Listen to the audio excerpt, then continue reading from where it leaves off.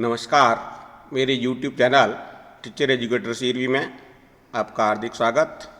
आज का प्रकरण है सामाजिक विज्ञान शिक्षण में शिक्षण विधियाँ।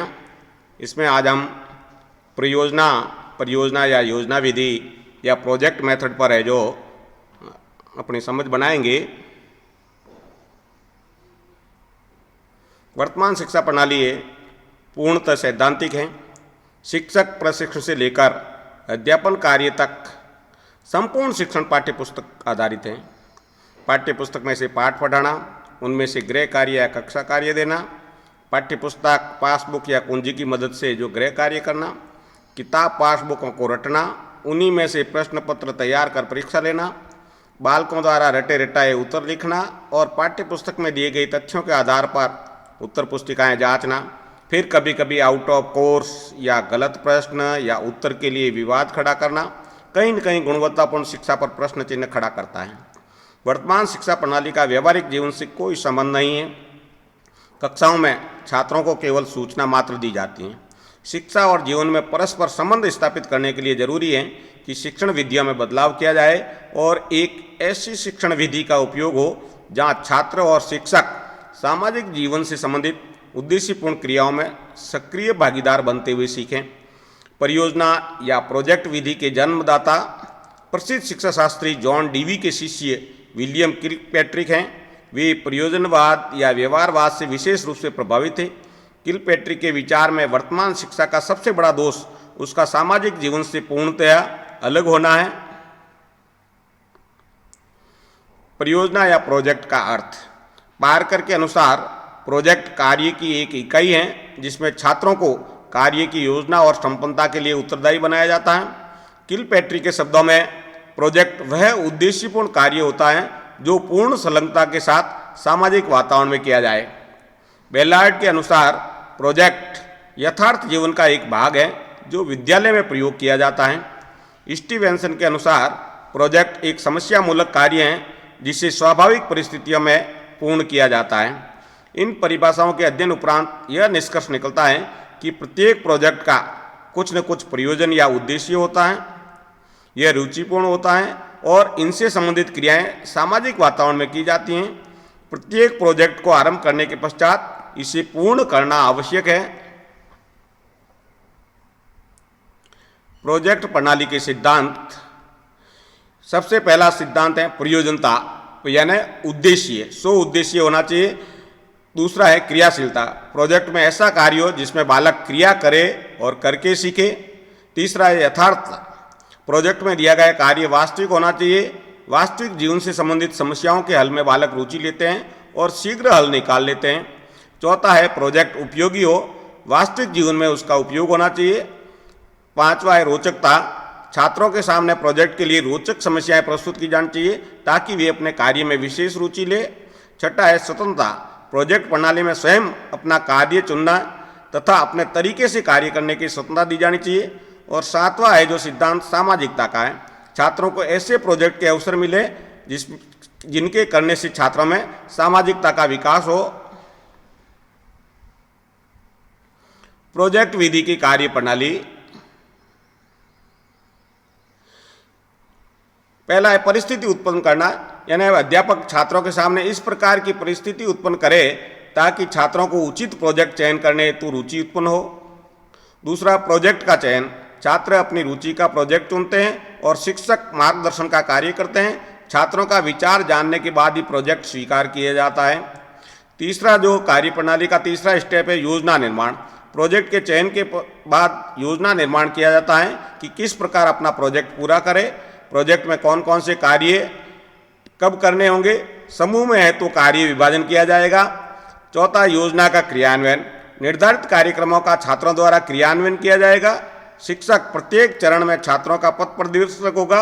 छात्र इस दौरान प्रोजेक्ट की विविध क्रियाएं करता हर विषय के संबंध में ज्ञान ग्रहण करता जाता है। पांचवा है प्रोजेक्ट का मूल्यांकन। इस चरण में छात्रों और शिक्षक परस्पर मिलकर प्रोजेक्ट की समीक्षा और मूल्यांकन करते हैं। प्रोजेक्ट पूर्ण करने में कहाँ तक सफलता मिली है, कहाँ कमी रही है और क्या किया जा सकता है, इस बात की समीक्षा होती है। और छठा है प्रतिवेदन लेखक। प्रोजेक्ट के संपूर्ण कार्य, क्रिया विवरण, मूल्यांकन, निष्कर्ष तथा संपूर्ण प्रोजेक्ट कार्य का एक दस्तावेज या फाइल छात्रों द्वारा भविष्य के अभिलेख हेतु तैयार की जाती है। प्रोजेक्ट विधि के प्रकार। सबसे पहले है रचनात्मक प्रोजेक्ट। बालकों में रचनात्मक प्रवृत्ति का विकास करते हैं, जैसे नाव बनाने, मकान का नक्शा, मकान बनाने या पत्र लिखने का कार्य। दूसरा प्रोजेक्ट है समस्यात्मक प्रोजेक्ट। बालकों में बौद्धिक समस्याओं के हल करने के लिए प्रेरित करते हैं, जैसे जल संरक्षण हेतु जागृति अभियान। तीसरा रसास्वादन के प्रोजेक्ट। इसका उद्देश्य छात्रों में रसानुभूति का विकास करना है, जैसे लोकगीत, लोक कथाओं का संग्रह और उनकी समीक्षा का कार्य। और चौथा है अभ्यास के लिए प्रोजेक्ट। यह पता लगाना कि छात्रों ने किस सीमा तक ज्ञान या कौशल ग्रहण किया, जैसे चार्ट, चित्र, स्क्रैप बुक का निर्माण। सामाजिक विज्ञान में कुछ प्रोजेक्ट कार्य के उदाहरण बालकों को दिए जा सकते हैं, जैसे ग्राम, नगर या विद्यालय की स्वच्छता का कार्य, सामुदायिक सर्वेक्षण का कार्य दिया जा सकता है, सिंचाई के विभिन्न साधनों के बारे में जानकारी प्राप्त करने का कार्य दिया जा सकता है, यातायात के साधनों के बारे में जानकारी प्राप्त करने का कार्य दिया जा सकता है, पोस्ट ऑफिस, सहकारी बैंक, उचित मूल्य की दुकान का अध्ययन करवाया जा सकता है, ग्राम पंचायत का चुनाव या कार्य प्रणाली का अध्ययन करने का टास्क दिया जा सकता है, मानचित्र, मॉडल, समय रेखा, चार्ट, स्क्रैप बुक आदि के निर्माण का कार्य दिया जा सकता है, परंपरागत लोकगीतों और लोक कथाओं के संकलन का काम दिया जा सकता है, सामाजिक रीति रिवाजों, परंपराओं आदि का अध्ययन करवाया जा सकता है, अपने परिक्षेत्र के रोजगार, पालतू पशुओं, विभिन्न फसलों, लोक कलाकारों, वाद्य यंत्रों से संबंधित जानकारी का संकलन किया जा सकता है। इसके अलावा भी और भी बहुत सारे जो टास्क या कार्य है प्रोजेक्ट के तहत दिए जा सकते हैं। प्रोजेक्ट विधि के गुण। सबसे पहले तो ये जीवन से संबंधित है, क्योंकि इसमें वास्तविक जीवन से संबंधित समस्याओं का अध्ययन किया जाता है। ये मनोवैज्ञानिक प्रणाली है। इससे विधि में बालक स्वयं कार्य करते हैं, बहुत सारे लोगों से संपर्क करते हैं, तो छात्रों का सर्वांगीण विकास होता है। इस विधि में रटने का कोई स्थान नहीं है।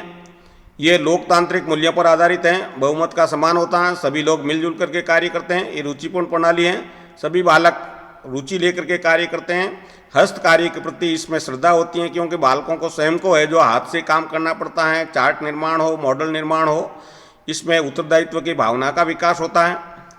विषयों के समन्वय पर बल दिया जाता है इसमें, क्योंकि बहुत सारे विषयों को जोड़ करके जो प्रोजेक्ट को पूरा करना होता है। यहाँ बालक जो उनको प्रोजेक्ट दिए जाते हैं वो समुदाय या समाज से संबंधित होते हैं, समाज में जाकर के काम करना पड़ता है, अतः समुदाय से जो मधुर संबंध विकसित होते हैं। प्रोजेक्ट विधि की सीमाएं, इसकी कुछ लिमिटेशन भी हैं। एक तो सबसे पहले अव्यवस्थित ज्ञान, इसके माध्यम से अगर शिक्षण कार्य करें तो ज्ञान अव्यवस्थित होता है। ज्ञान को समीकरण करना थोड़ा सा छात्रों के लिए बहुत जटिल होता है। ये प्रोजेक्ट कार्य देने में जो प्रशिक्षित अध्यापकों की कमी है, जो ऐसा कार्य कर सकते हैं। पाठ्यक्रम समय पर पूरा नहीं होता इस विधि के द्वारा। ये विधि अधिक खर्चीली है, बहुत सारे जो प्रोफॉर्म है, बहुत सारे जाना आना और समय और खर्च होता है। स्कूल की कार्य व्यवस्था में भी बाधा उत्पन्न होती है, क्योंकि बालकों को जो विद्यालय से बाहर जाना पड़ता है, समय का भी जो जिसको कह सकते हैं टाइम टेबल का भी है जो प्रॉपर उपयोग नहीं हो पाता। संतुलित अधिगम नहीं है। और सबसे बड़ी बात है कि इसमें जो संबंधित संदर्भ पुस्तकों की है जो कमी पाई जाती है। इस प्रकार से ये प्रोजेक्ट विधि हालांकि बहुत उपयोगी है और आज की तारीख में जो काफ़ी संस्थानों में इसका उपयोग किया जाता है। धन्यवाद।